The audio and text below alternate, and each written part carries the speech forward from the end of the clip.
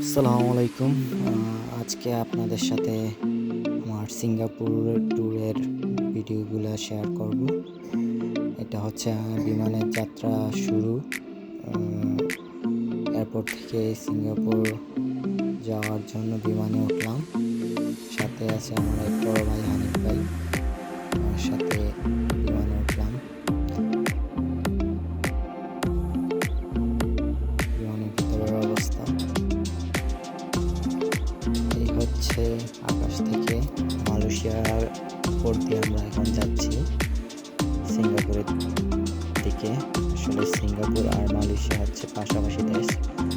তো সিঙ্গাপুর যাওয়ার পথে মালয়েশিয়ার উপর দিয়ে যেতে হয়। এটা হচ্ছে, এখন আছি মালয়েশিয়ার এরিয়াতে। এখন ল্যান্ড করলাম সিঙ্গাপুর চাঙ্গি এয়ারপোর্টে। বিমান এয়ারপোর্টে ল্যান্ড করতেছে, জানালার পাশ দিয়ে ভিডিও করতেছি। এয়ারপোর্ট থেকে নেমে গেছি, ট্যাক্সিতে উঠলাম। এখন যাচ্ছি সিঙ্গাপুরের আলিবাবা ও চাঙ্গি এয়ারপোর্ট। আর সৌন্দর্য দেখা যায় হচ্ছে, আসলে এটার নামে অনেক শুনেছি যে সিঙ্গাপুর এয়ারপোর্টটা অনেক সুন্দর। তো এখন গেলে ওইটাই দেখতে পারবো যে কেমন।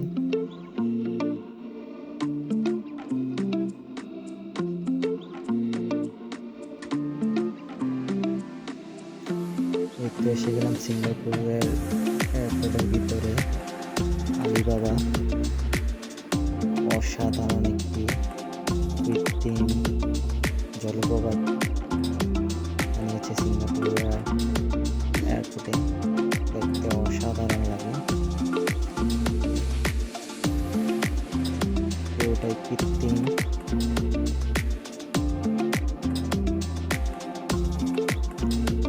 একটু হাঁটার স্টাইলও করে নিলাম আমি,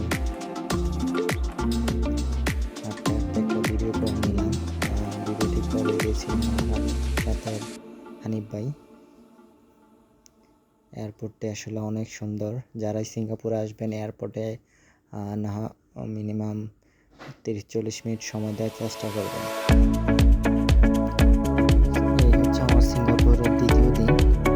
এখন সিঙ্গাপুর সিটি ট্যুরে বের হলাম।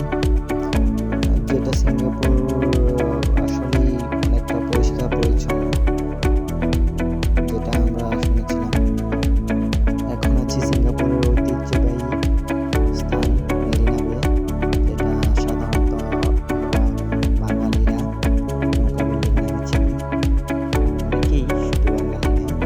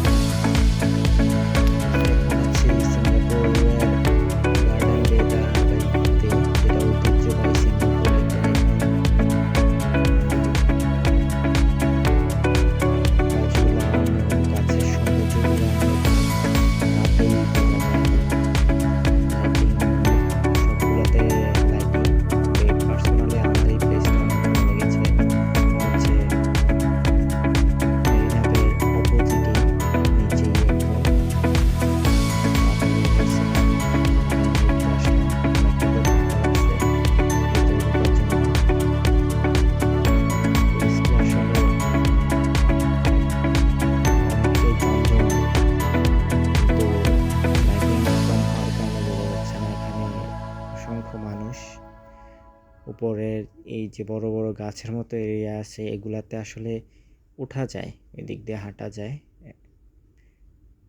বিশাল বড় বড়, এবং এগুলাতে ন্যাচারাল সবগুলোতেই গাছ লতা গাছের মতো আছে, ভালোই দেখতে। যারা সিঙ্গাপুর আসবেন রাতে বের হয় এই প্লেসটা অ্যাটলিস্ট খোঁজে হলেও দেখে যাওয়ার চেষ্টা করবেন। দিনে অবশ্য লাইটিং কম থাকার কারণে তত একটা বোঝা যায় না।